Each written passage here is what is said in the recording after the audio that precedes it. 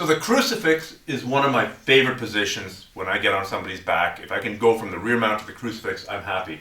But we were just talking about this, and my first version of the crucifix that I ever learned ended up with me on the guy's back, hooking with the bottom leg. And this was terrible for me. I never managed to finish anybody. Everybody would always just escape. There was no attack on the arm. So for me, a great big change was switching to the top leg. And I think I got this from watching Marcelo Garcia. This is so much better in part because you've got an arm lock hidden here. So you can attack by straightening your legs, threaten the arm lock. When the guy loses his mind about that, then you switch to the choke. But Rob here, you showed me something that I hadn't seen before. So if the 0.0 crucifix was the one that never worked, 1.0 was worked really well for me. You just showed me 2.0 that I'm going to have to start playing with, but why don't you show everybody 2.0? Absolutely.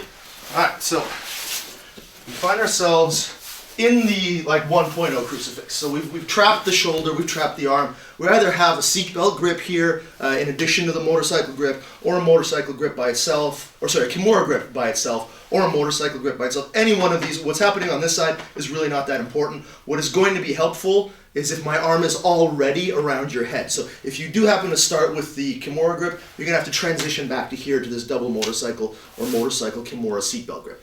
Once we've done that, it's important that I gain control, so I'm going to switch to a single motorcycle grip on the back of the hand and wrist area here. And I'm going to gain control of that same area, the divot between your radius and your ulna and your fingers right there. And I'm going to start to pull towards me, almost like I'm trying to hit a bicep slicer on you.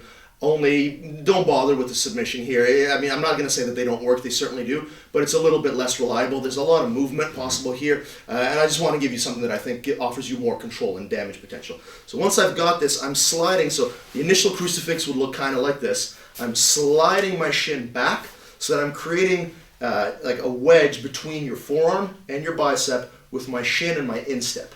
Right? Once I've got that, I want to scoot down a little bit so that my left leg can come into your armpit.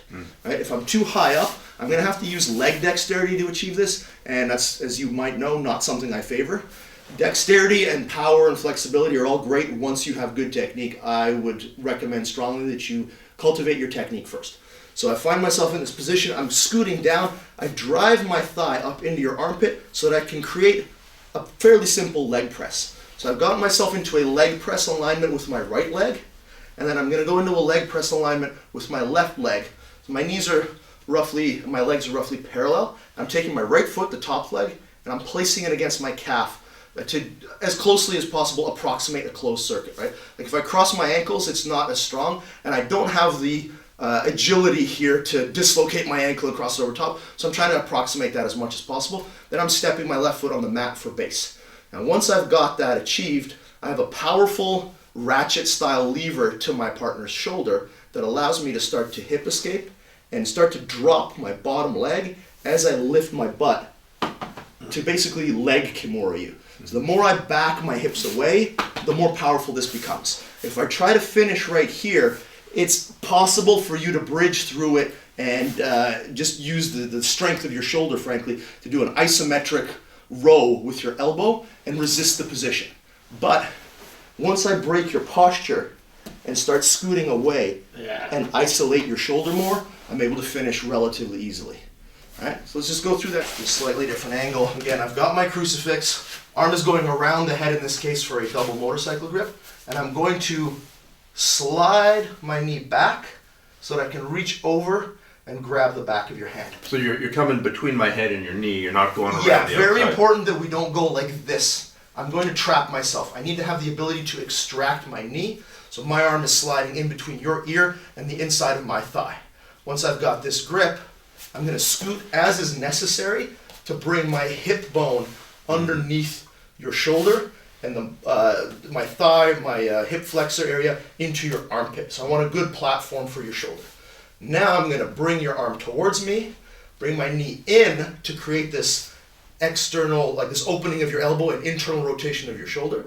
So I'm in a double leg press alignment, and I'm just stepping my leg over my own hand and then withdrawing my hand. I want to make sure that the pit of my knee is covering your wrist, not your hand. I don't want this to slip through. I'm not going for some like super sweet wrist lock here. I am trying to be a little bit more mechanically sound. So, wrist, tap your foot against your calf or your shin bone.